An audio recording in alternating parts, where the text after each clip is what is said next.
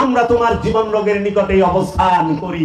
এই জীবন রোগের নিকটে যে রূহ অবস্থান করে, এই রূহকে জাগ্রত করে তোলার জন্যই ওলিয়ে কামেলের সোহবতে যেতে হয়, ওলিয়ে কামেলের মুরিদ হইতে হয়, ওলিয়ে কামেলের শিক্ষা অনুযায়ী দায়েমি সালাত করতে হয়। কারণ দায়েমি সালাত ছাড়া ওলি হওয়া যায় না। ওলিয়ে কামেল দায়েমি সালাতের শিক্ষা দেয়। বাবা কিতাব পড়া যদি ওলি হওয়া যাইতো, বই কিতাব পড়া যদি ওলি হওয়া যাইতো, মাওলানা রুম কি বাবা শামসুর তাবরিজের কাছে যাইতো? যাওয়া লাগতো? কোন বিদ্যা বাবা শামসুর তাবরিজের কাছে আছে, যিনি জীবনে কিছু সময় ব্যয় করে এই সুফি পীর ফকিরদের যে মাহফিল, যে অনুষ্ঠান এইখানে উপস্থিত হয়েছেন, তার জন্য ধন্যবাদ জানাই আপনাদের। বাবা জান, সুফিবাদের মধ্যে সুফিরা আমরা যারা আছি, আমরা ওয়াজ করতে জানি না। সুফিবাদে ওয়াজ নাই, আছে আলোচনা। আলোচনা করা যায়, রাতকে রাত, দিনকে দিন, মাসকে মাস, বছরকে বছর। তুমি শেখাও আমি শিখি, আমি শেখাই তুমি শিখো। সুফিবাদের মাহফিল, এইখান থেকে আত্মশুদ্ধির শিক্ষা অর্জন করতে হয়। সুফিবাদের মাহফিল থেকে কিভাবে নিজেকে শুদ্ধ করা যায় সেই শিক্ষা অর্জন করতে হয়। সুফিদের ওলিয়ে কামেলদের চেহারা যারা দেখে, যেই পর্যন্ত একজন আল্লাহর কামেল ওলির চেহারা মুবারকটি একটি মানুষ দেখে, তার গুনাহ ঝরতে থাকে। সুফির চেহারা দেখাটাও ইবাদত, আল্লাহর ওলিয়ে কামেলদের চেহারা দেখাটাও ইবাদত। একটা মুহূর্ত যদি কেউ আল্লাহর কামেল ওলির সান্নিধ্যে উপস্থিত হয়ে বসে থাকে, 70 বছরের বেরিয়া ইবাদতের সওয়াব পাওয়া যায়। আমি প্রথমেই দুটি আয়াত পাঠ করেছি, সূরা মাইদার 105 নম্বর আয়াত, ইয়া আইয়ুহাল্লাযীনা আমানু আলাইকুম আনফুসাকুম। হে আমানু, যে বিশ্বাসী, যে রাসূলের কাছে মুরিদ হয়েছ, যে ওলিয়ে কামেলের কাছে বায়াত গ্রহণ করেছ, সেই আমানু, তুমি তোমার নফসের খবর নাও। আল্লাহ রাব্বুল আলামিন বললেন, হে আমানু, তুমি তোমার নফসের খবর নাও। কেন খবর নিতে বলা হলো? এই কারণে বলা হলো, আল্লাহ সূরাতুন নাসে একটি আয়াতে বলেছেন, আল্লাযী ইউওয়াসউইসু ফি সুদুরিন নাস মিনাল জিন্নাতি ওয়ান নাস।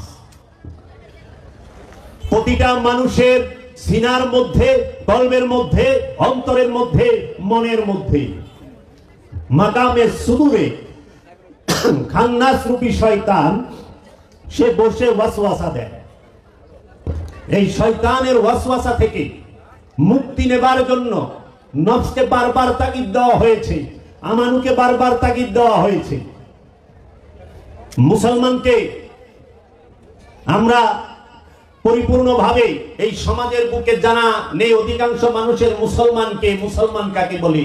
মুসলমান অনেক উঁচু মর্যাদা, অনেক উঁচু দরজা। ইব্রাহিম আলাইহিস সালাতু ওয়াস সালাম মুসলমান, আর আমরা যারা সমাজে আছি তারাও মুসলমান। এই মুসলমানে বেশকম আছে না নাই? আছে। কি বেশকম আছে? কেন বেশকম হইল? মুসলমান লিখতে তো একটা শব্দ, একটা হরফ, মুসলিম লিখতে একটা হরফ তো কম লাগে নাই, কিন্তু বেশকম হইল কেন? কারণ একটাই, মানুষ সঠিক বিষয়গুলো নির্ণয় করতে জানে না। আমি কে, আমার শত্রু কে, আমার মহব্বত কে, আমার ইমান কে, আমার রব কে। আমি কে এটাও আমরা জানি না, আমার প্রকাশ্য শত্রুকে সেটাও আমি জানি না, আমার মহব্বত কে, আমার প্রেম কে, আমার ইমান কে সেটাও আমি বুঝতে পারি না, আর আমার রব কে সেটা তো আমরা জানি না। এই বিষয়গুলো যদি আমরা জানতে চাই, অবশ্যই ওলিয়ে কামেলের কাছে যেতে হবে, আল্লাহর ওলির কাছে যেতে হবে। আল্লাহর ওলির কাছে যাওয়া ছাড়া কোনো উপায় নাই।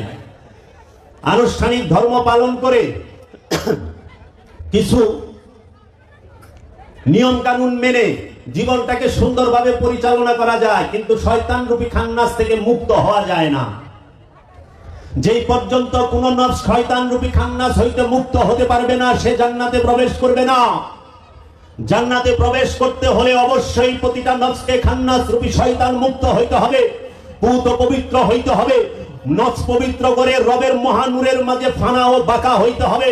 তারপরে রব্বুল আলামিন ডেকে জান্নাত দেবে, হে পবিত্র নফস, হে শান্ত নফস, তুমি আমার জান্নাতে প্রবেশ করো এবং তুমি আমার বান্দাদের মধ্যে প্রবেশ করো।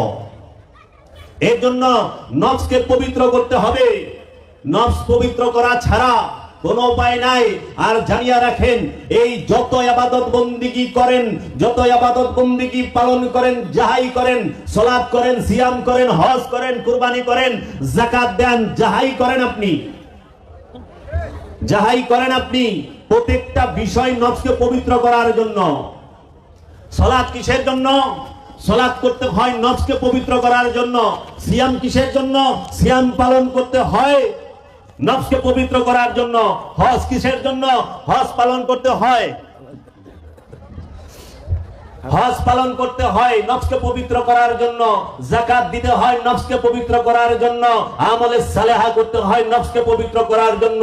এই সমস্ত ইবাদতগুলো নফসকে পবিত্র করার জন্য, নিজেকে পবিত্র করার জন্য, আমিকে পবিত্র করার জন্য। কেন? নফস কি অপবিত্র? না, নফস সৃষ্টি লগ্ন থেকেই পবিত্র, নফস জন্মগত পবিত্র। কিন্তু এই নফসের সাথে আল্লাহ রাব্বুল আলামিন জিন আর ইনসানের নফসের সাথে উদ্দেশ্যমূলক ভাবে, ইচ্ছাকৃত ভাবে সে খান্নাস রূপী শয়তানকে ঢুকিয়ে দিয়ে বলে দিলেন, আল্লাযী ইউওয়াসউইসু ফি সুদুরিন নাস মিনাল জিন্নাতি ওয়ান নাস। এই সৃষ্টি জগতের মধ্যে যত প্রকার সৃষ্টি আছে, এই জিন ইনসান ব্যতীত আর কোন সৃষ্টির প্রাণীর সাথে খান্নাস রূপী শয়তানকে আল্লাহ দেয় নাই। শুধু আল্লাহ রাব্বুল আলামিন এই জিন ইনসানকে পরীক্ষা করার জন্য তার নফসের সাথে খান্নাস রূপী শয়তানকে উদ্দেশ্যমূলক ভাবে ঢুকিয়ে দিয়েছে, পরীক্ষা করার জন্য। এই জিন ইনসান কি আল্লাহর সিজদায় রত থাকে না শয়তানের ইবাদত করে? ইবাদত হয় দুইজনের, একটি হয় রবের ইবাদত, আরেকটি হয় শয়তানের ইবাদত। অধিকাংশ মানুষ এই পৃথিবীর বুকে শয়তানের ইবাদত করে, খুব কম সংখ্যক মানুষ তার রবের ইবাদত করে। এই রবের ইবাদত কিভাবে করতে হয় আর শয়তানের ইবাদতই বা কিভাবে করে? কেন আল্লাহ নফসের সাথে খান্নাস রূপী শয়তানকে ঢুকিয়ে দিলেন? কিভাবে ঢুকিয়ে দিলেন? আল্লাহর সৃষ্টি জগতে আসমানের মধ্যে আল্লাহ শয়তানকে রাখেন নাই, জমিনের মধ্যে শয়তানকে রাখেন নাই, পাহাড়ের মধ্যে শয়তানকে রাখেন নাই, পর্বতের মধ্যে শয়তানকে রাখেন নাই, সমুদ্রের মধ্যে শয়তানকে রাখে নাই। নদ নদী, পুকুর, খাল, বিল যাহা কিছু আছে কোনো কিছুর মধ্যে শয়তান নাই।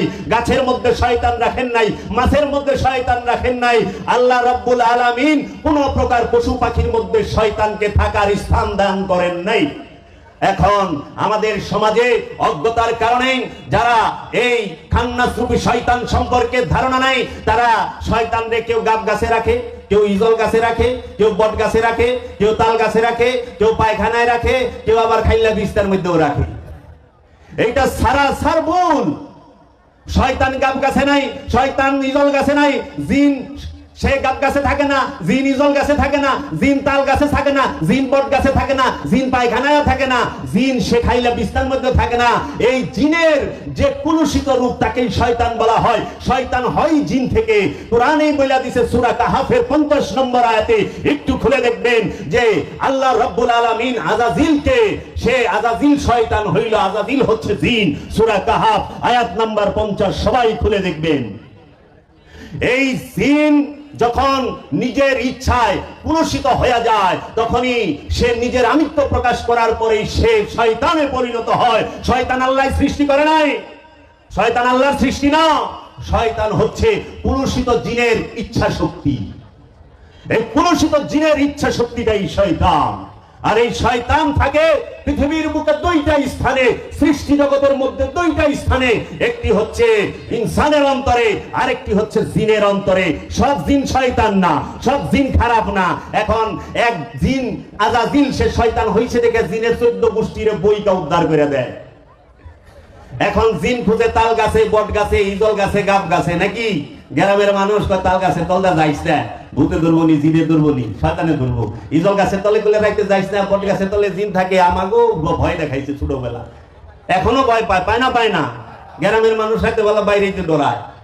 আল্লাহ বলতেছে ইউসাব্বিহু লিল্লাহি মা ফিস সামাওয়াতি ওয়া মা ফিল আরদ, আসমান জমিনে যাহা কিছু আছে সমস্ত কিছু আল্লাহর তাসবিহ পাঠ করে। আমা খালাকতুল জিন্নি ওয়াল ইনসা ইল্লা লিয়াবুদুনি, আমি কি জিন এবং ইনসানকে আমার দাসত্ব করার জন্য, আমার ইবাদত করার জন্য তৈরি করি নাই।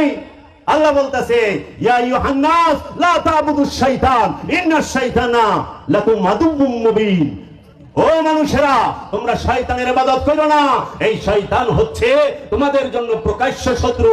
প্রকাশ্য শত্রুকে শয়তান, কার জন্য? মানুষের জন্য। মানুষের গোপন শত্রুকে চিনেন? মানুষের গোপন শত্রু হলো খান্নাস।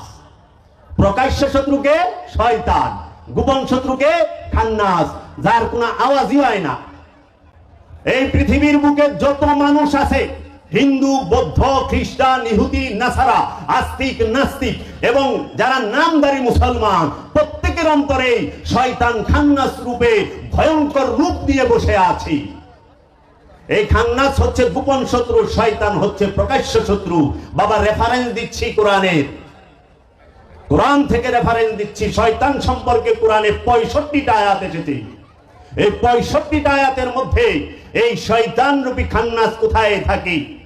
এখন সমাজে গাব গাছে, বট গাছে, ইজল গাছে, তারপরে পায়খানায় আর খাইলা বিস্তার মধ্যে শয়তানের রাইখা মাশাআল্লাহ খুব সুন্দর জিনের ব্যবসা করবার লইছে। তাবিজ দেয়, জিন ছুটায় দেয়, জিন থেকে মুক্ত করে দেয়, জিনের বোতলে বন্দি করে দেয়। লাগে জানি জিন মিনারেল ওয়াটার টাস করে বন্দি করে দিল।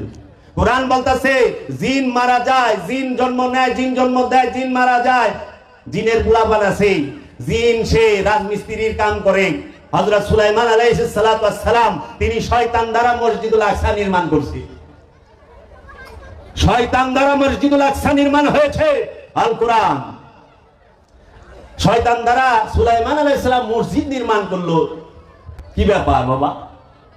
এই শয়তানের পরিচয়টা আজ পর্যন্ত ক্লিয়ার মানুষ জানলো না। তার জন্য মানুষ ইবাদত করতে চায়। মানুষ কিন্তু আল্লাহকে ভালোবাসে, মানুষ কিন্তু রাসূলকে ভালোবাসে, কিন্তু কিভাবে গেলে, কিভাবে চললে সে আল্লাহ পর্যন্ত পৌঁছতে পারবে সেই গাইডলাইনটা বুঝতে পারে না। এই জগতে সুফিরাই একমাত্র, আল্লাহর ওলিরাই একমাত্র এই গাইডলাইন দান করেছে যে আসো বসো শোনো, যদি বিবেচনা করো, যদি ভালো না লাগে চলে যাও। কারণ লা ইকরাহা ফিদ্দীন, দ্বীনের উপরে বল প্রয়োগ নাই, ধর্মের উপরে বল প্রয়োগ নাই। লাকুম দীনুকুম ওয়ালিয়া দীন, তোমার ধর্ম তোমার দিন তোমার কাছে, আমার দিন আমার কাছে। বাবা এই শয়তান সে থাকে কোথায়? জিন আর ইনসানের অন্তরে। এখন আপনারা তো দলিল চাইবেন, আশেপাশে মাওলানা সাহেবরা আছেন, আলেম উলামা ইকরাম আছেন, এবং মাইকের শব্দ যেই পর্যন্ত যাচ্ছে অনেকেই তো শুনছে। শয়তান একটা, এই শয়তানের রূপ 4টা। এক শয়তান রূপ 4টা, আবার এই 4 রূপ মিলাইয়া যে রূপটা হয় তার একটা রূপ আছে। মোট এক শয়তানের 5 রূপ। দলিল কোথায়? কি কি রূপ আপনি একটু শুনেন। সেইটা কি? শয়তানের প্রথম রূপ ইবলিশ, দ্বিতীয় রূপ সে খান্নাস, তৃতীয় রূপ মারদুদ, চতুর্থ রূপ শয়তান। ইবলিশ, খান্নাস, মারদুদ, শয়তান। ইবলিশের 100%, মারদুদের 100%, খান্নাসের 100%, শয়তানের 100%, যোগ 400%। মিললে যে মালটার পয়দা হয়, যে জিনিসটা তৈরি হয়, সেই জিনিসটাকে বলা হয় খবিশ। কি বলা হয়? খবিশ। এই খবিশ যে এলাকায় থাকে, যদি মক্কায় আবু জেহেল নামক খবিশ ছিল, আল্লাহর রাসূলকে বহুত পেরেশান করছে। এই খবিশ যে জায়গায় থাকে ওই জায়গার ওলিয়ে কামেলও বহুত পেরেশান হয়। আমাদের এখানে খবিশ আছে না নাই? খবিশেরা কি খবিশগিরি করে না করে না? এই খবিশ থাকলে বড় বিপদ। আমি তো দেখি গলি গলিতে খবিশ বইয়া রয়েছে। এখন দলিল কোথায়? শয়তান, ইবলিশ, খান্নাস, মারদুদ, খবিশ, এই 5টা রূপের দলিল আল কোরআনে আছে। দেখেন দলিলগুলো নিয়ে নেন। আপনারা যদি সূরা বাকারা পড়েন, সেই বাকারার মধ্যে দেখবেন আল্লাহ বলতেছে উসজুদু লি আদম, হে ফেরেশতারা আদমকে সিজদা করো। ফাসাজাদু, সবাই সিজদা দিল, ইল্লা ইবলিশ, অহংকারী সিজদা দিল না। ইবলিশ সে আদমকে সিজদা দিল না। আদমকে কে সিজদা দেয় না? ইবলিশ। ফেরেশতারা কারে সিজদা দেয়? আদমকে। ফেরেশতারা কি? আল্লাহর নূরের তৈরি ফেরেশতা। ফেরেশতা তৌহিদ রাজ্যে বাস করে, ফেরেশতা শিরক করে না। যারা শিরক করে না তারাও আদমকে সিজদা দিছে। তার মানে আদমকে সিজদা দেওয়া শিরক না। যদি আদমকে সিজদা দেওয়া শিরক হইতো তাহলে ফেরেশতারা আদমকে সিজদা দিত না। কারণ তৌহিদে যারা বাস করে তারা শিরক করে না।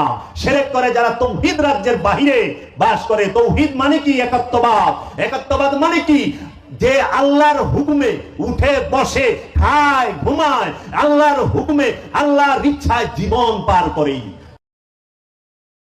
এর জন্য দেখবেন এই সৃষ্টি জগতে যত গাছপালা, তরু লতা, পশু পাখি যাহা কিছু আছে সবাই আল্লাহর ইচ্ছায় ওঠে, আল্লাহর ইচ্ছায় বসে, আল্লাহর ইচ্ছায় চলাফেরা করে, আল্লাহর ইচ্ছায় জীবন যাপন করে। এর জন্য আমরা এই তৌহিদবাসীরে ধরে ধরে খেয়ালাই। গরু জব করি না, গরু তৌহিদে বাস করে।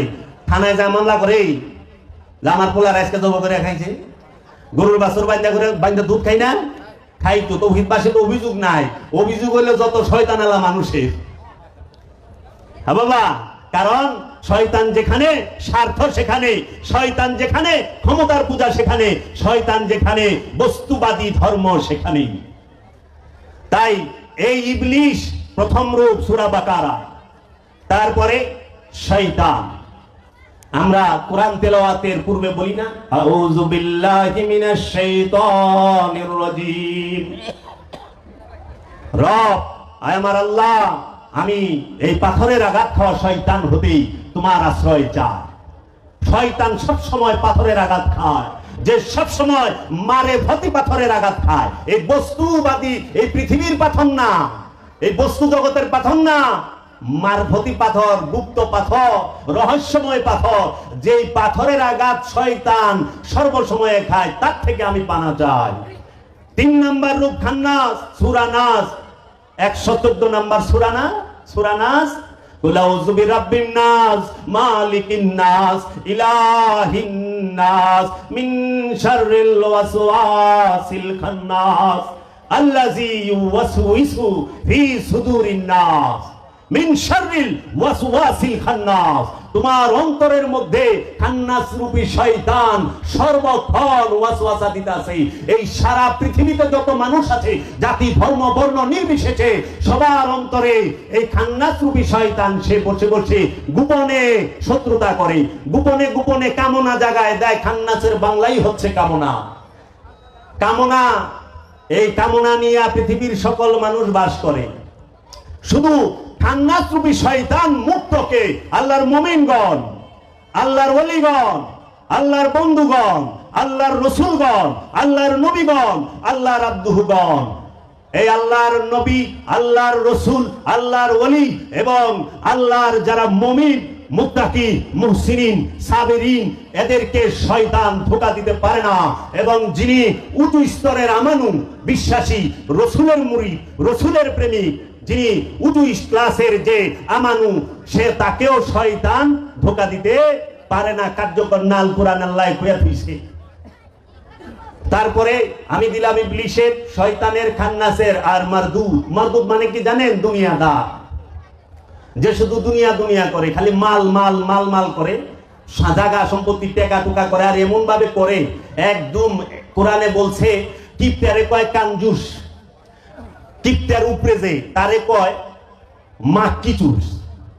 হ্যাঁ, কিপ্টা যে সে হইলো নিজে খায় না, অন্যেরে খাওয়ায় না, নিজে খায়, নিজের খরচ করে। আর মাক্কিচুস যে নিজেও খায় না, আরেকজনেও খাওয়ায় না। ধরে রাখবো, এরকম প্রত্যেক সমাজে আছে যে এক লঙ্গি 10 বছর পার করছে, তারপরে ওকে নতুনের মতোই দেখা যায়। হ্যাঁ, এই টিপটাপ শ্রেণীর লোক আছে, এদেরকে কোরআনের ভাষায় বলা হয়েছে মারদুদ। আবার গরিব মানুষের বেলায় না করলে, যে অনেক সম্পদের মালিক কিন্তু বাজারে যাইব, সকালের বাজারে যাইব 12টার পরে, আইব 3টার দিকে, পোকা বাগুন সব ঠিকা ঠাকা কিনা লইব, মাছের ওর উপর মাছি পড়তেছে, সেই মাছ কিনবো। এই লোককে বলা হয় কোরআনের ভাষায় মারদুদ। এই মারদুদ সূরা নিসায় বলা হয়েছে আতালিবুদ দুনিয়া মারদুদ, যে শুধু দুনিয়া দুনিয়া করে, জেনে নাও সে দুনিয়াদার মারদুদ।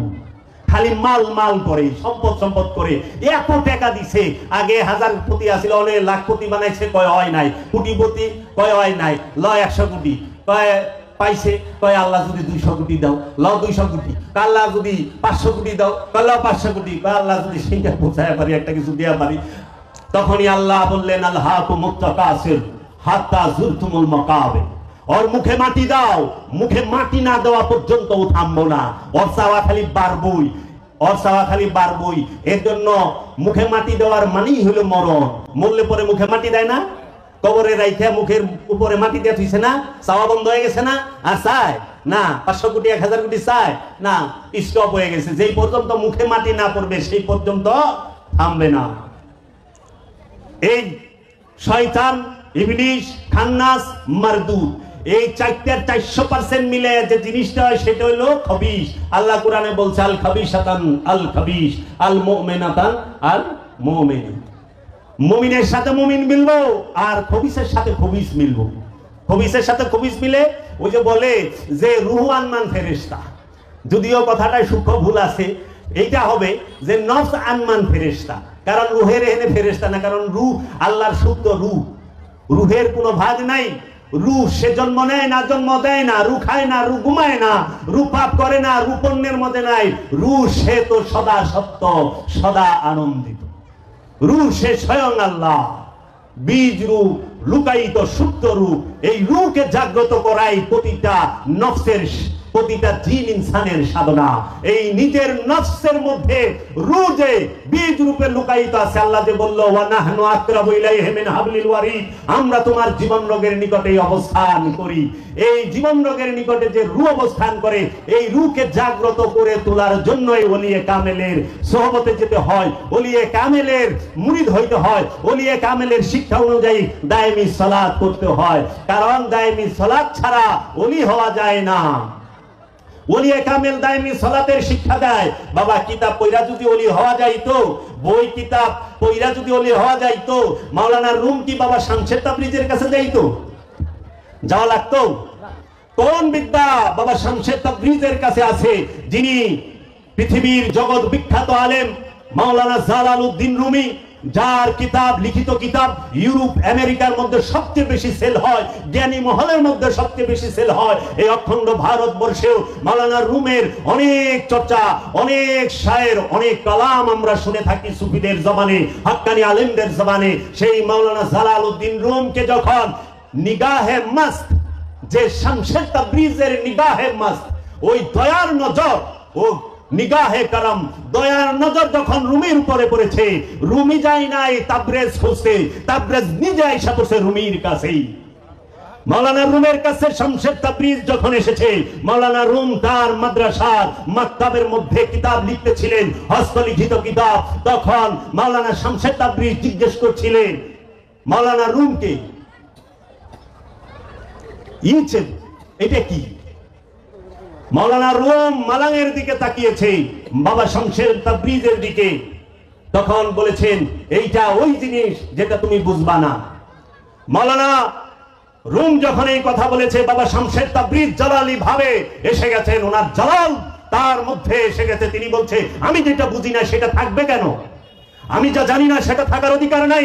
হাত দিয়া থাপাতা দইরা ওই পানির ভাটি ছিল, ফেইকা ফালাই দিছে। ফেইকা যখন ফালাই দিছে, মাওলানা সাহেব সে তো প্রথমে ঝগড়া করে, লড়ে চড়ে, যখন লইরা চইরা ঝগড়া কইরা পারে না, তখন সে কি করলো? কান্না শুরু করলো। আর যখন কান্না শুরু করে দয়ালদের দয়া লাগে, দয়ালেরা দয়া করে, আয় তুই কান্দিস না, আমি চুপ করায় দে, আয় কি চাস ক।